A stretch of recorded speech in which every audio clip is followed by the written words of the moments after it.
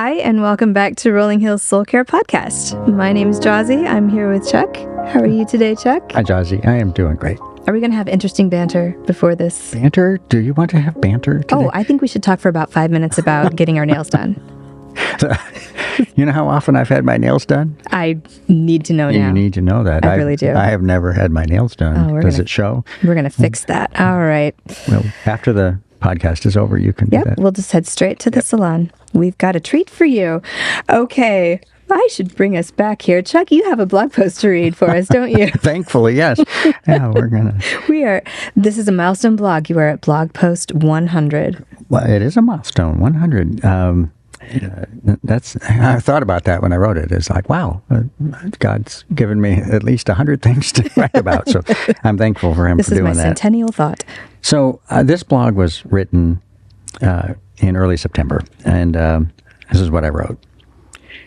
In early September, many people from the Worship Arts Ministry and production team gathered for their annual ministry kickoff event. In addition to great food, inspiring worship, and helpful information on this year's ministry goals, the participants also received a small jar with tiny mustard seeds inside. Why mustard seeds? Because they can serve as a visual reminder of something that Jesus taught his disciples, and he's still teaching to us. In the book of Matthew, Jesus used the mustard seed as an example for two different things. In Matthew 13, he said, "The kingdom of heaven is like a mustard seed, which a man took and planted in his field. Though it is the smallest of all seeds, yet when it grows, it is the largest of garden plants and becomes a tree, so that the birds come and perch in its branches." Later, Jesus used a mustard seed example again, but this time it's in the context of faith. In both examples, the mustard seed is selected because of its small size when it starts out. Let's take a closer look at his second example. Matthew 17 starts out with the familiar story of the transfiguration of Jesus on a high mountain. Peter, James, and John are with him, but the rest of the disciples have been left behind, apparently to continue the work of ministry that Jesus had given to them.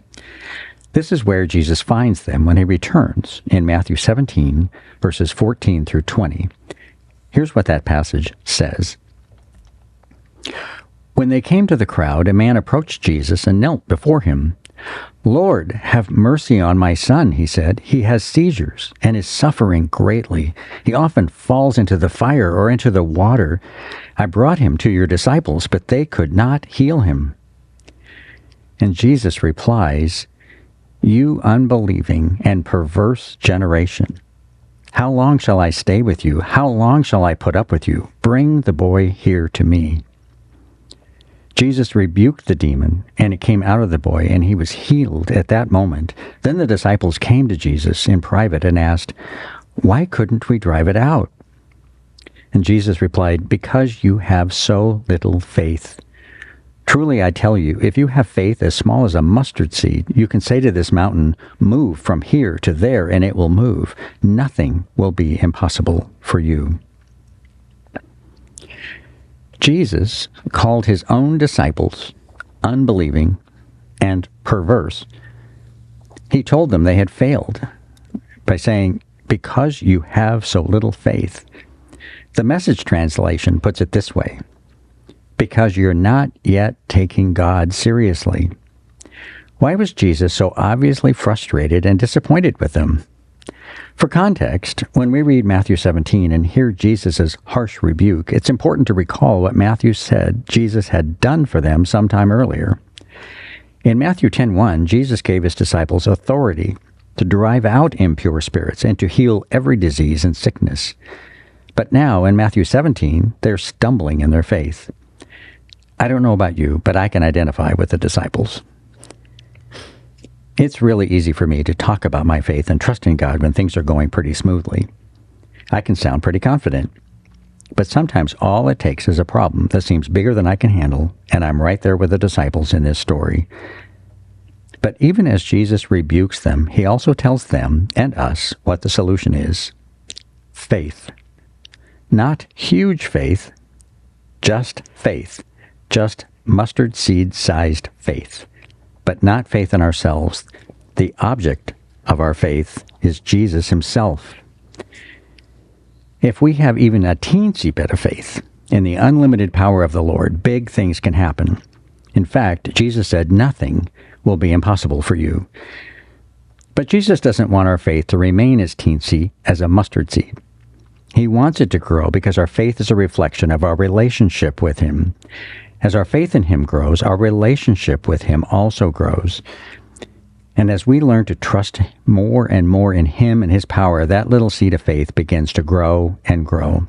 In the case of a mustard seed, it continues to grow into a large tree despite its small beginning. So, where are you at today in your faith and trust in God? If it's still the size of a tiny mustard seed, rejoice that Jesus says that's enough for it to take root and grow. And if you need help getting it to grow, reach out to a soul care leader or a staff member or a Christian friend who's a little further down the path than you are to help you on your journey. We can't remain a mustard seed if we're going to have an ever-expanding relationship with the Lord. We need to sprout and grow. The things we will do for God and the courage we will do them with is directly related to the size of the faith inside each of us. Awesome. Thank you, Chuck. And thank you, by the way, for our little mustard seed jars. That was a Mindy and a Joy and Aaron and Kyler thank you, thing. Mindy and Joy and Aaron and Kyler for those little mustard seed bottles. Givers, yes. They were adorable. My son and I both walked by the table and picked one up, and then we were both afraid the other one had forgotten, so we have this large pile of little jars. Yeah. You are a mustard seed hoarder. And we just have that much faith. Okay. So, but I mean, I've been familiar with this story, right? Because this is one that we hear a lot when you grow up in the church. And this time, listening to you read it, I was caught by the disciples asking Jesus, how come we couldn't drive it out? And it was very focused on themselves. And why couldn't we do it?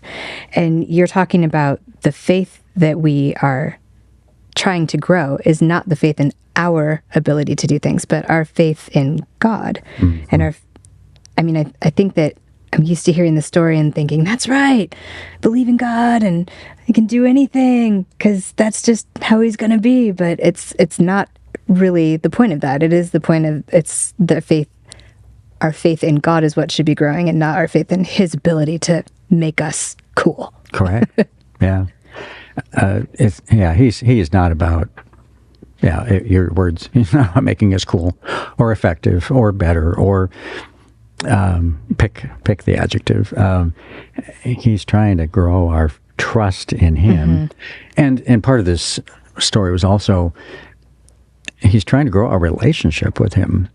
Because when I reflect on how does trust grow, if as I meet somebody, I can immediately become, attracted to them as somebody I would like. Usually within a few minutes, we know, is this a person I can get along with? Right. But if you ask me, do you trust them? Well, takes a bit. I don't know them well enough to know, and that takes time. And that's what God's asking us to do. He knows for you to have expanded, ever-growing amounts of faith in me, you have to know me more. And the more you know me, the bigger these things go hand in hand. And that's what was going on in my head anyway. Gotcha. When I looked at it, and when I look at that little jar of it's a tiny little jar. It's about an inch high, and it has about 20 seeds in it. It doesn't even fill the thing up. Those little seeds are very small.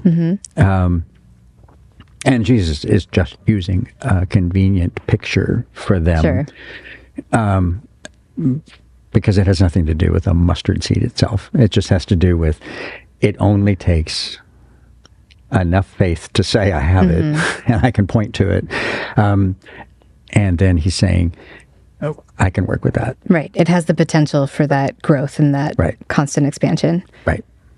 And I love that what is also expanding is our relationship. It's not just our little ability to do stuff. It's our relationship with Jesus continues to grow, continues to expand, and that creates something that gives you enough, as he said, enough sturdiness to for a bird to perch on.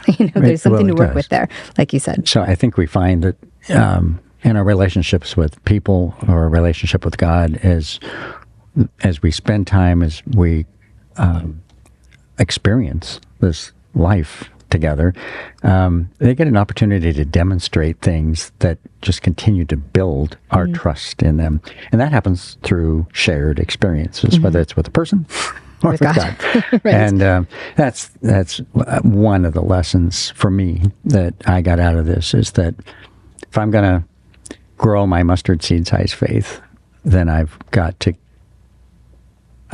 experience stuff with God that causes me to grow, and the only way you grow is by doing stuff that you haven't done before, and that requires you to say, all right, God, this is uncomfortable, and I'm gonna trust you, but here we go. And okay. And it's very much that I'm going to trust you with this and be okay if it doesn't work out well. And it's just, even in those, it's like, well, Lord, I still trust you. And there's a lesson learned in that. So, there's a lot of lessons in a little... So many things in a tiny little seed. A tiny seed. I'm chalking up all the lessons that I could be learning from a little mustard seed, and that's going to take us another 20 minutes. So I feel we won't do that. Yeah. No, let's not do that now. But we will come back for another podcast. If you want to hear that, you can always subscribe to this feed. The RH Church podcast feed is where we're at, and our Sunday teachings are also on that feed. You can also read old blog posts, new blog posts, future blog posts at rollinghills.org/worship, or the link to that same blog is on the RH Worship Instagram feed. Thank you so much, Chuck. Thanks. I appreciate your wise words. They're God's wise words, and I'm just trying to, I'm in every one of these, it's what is God teaching me, and how might that help someone else? So, and I appreciate your willingness to share. Yeah. Thank you.